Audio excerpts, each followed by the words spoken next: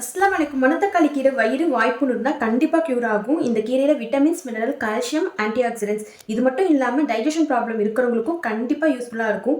எல்லாத்தையும் ஹீல் பண்ணுற பவர் இதுக்கு இருக்குது. வாய்ப்புண்ணு இருக்குன்னு தான் சொன்னேன். பக்கத்து வீட்டு அக்காவே பறித்து அதை கட் பண்ணியே கொடுத்துட்டாங்க. நம்ம எங்கே இருக்கிறத விட நம்ம எப்படி பழகுறோம் தான் முக்கியம். கீரையை நல்லா வாஷ் பண்ணி எடுத்துக்கோங்க. அடுத்து அரிசி வாஷ் பண்ண 2வது தண்ணியை வேஸ்ட் பண்ணிடாமல் சேர்த்துக்கோங்க ஒரு பேனில்.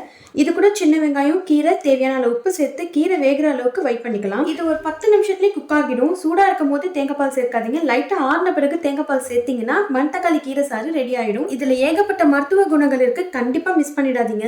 இது கூட வச்சு சாப்பிடுற மாதிரி நல்லா நச்சுன்னு வடகம் சம்மந்தியும் பண்ணிடலாமா? 2 டேபிள் ஸ்பூன் வடகம், 2 கைப்பிடி அளவுக்கு தேங்காய், 1/2 லெமன் சைஸ் புளி, 7 சின்ன வெங்காயம் எடுத்துக்கோங்க. வடகம், தேங்காய் ரெண்டுத்தையும் தனித்தனியா வறுத்து மிக்ஸி ஜார்ல மாத்திட்டு அடுத்து நம்ம எடுத்து வச்சிருந்த புளியும் சின்ன வெங்காயம் சேர்த்துக்கோங்க. காரத்துக்கேற்ப 2 வரமிளகாவை நெருப்புல சுட்டு எடுத்து சேர்த்துக்கோங்க. கிச்சனுக்குள்ள என்டர் ஆகிறதே கஷ்டமான வேலையா இருக்கு. இதுல டபுள் வேலை. இப்படி பண்ண வேலைக்கு ஆகாதுன்னு தெரிஞ்சும் மாட்டிப்போம். அரைக்க ஸ்பேஸ் பத்தாம மிக்ஸ் ஜாரையும் மாத்திர வேலையா போயிடுச்சு. இது கூட தேவையான உப்பு சேர்த்து நல்லா ஃபைனா அரைச்சு எடுத்தீங்கன்னா சூப்பரான வடகம் சம்மந்தி ரெடி ஆயிடும். இன்னைக்கு வெஜ் மட்டுமா? கண்டிப்பா முடியவே முடியாதுன்னு ஒரு கருவாடு ஃப்ரையும் பண்ணியாச்சு. லெத்திரி கருவாடு நல்லா வாஷ் பண்ணிட்டு மிளகாத்தூள் மட்டும் சேர்த்து கிறிஸ்பியா ஃப்ரை பண்ணி எடுத்தீங்கன்னா சூப்பரான லஞ்ச் காம்போ ரெடி ஆயிடும். இந்த காம்போ யாருக்கெல்லாம் பிடிக்கும்னு சொல்லிட்டு கமெண்ட் பண்ணுங்க. பிடிச்சிருந்தா லைக் பண்ணிக்கோங்க. மறக்காம ஷாஸ் கிச்சனை சப்ஸ்கிரைப் பண்ணிக்கோங்க.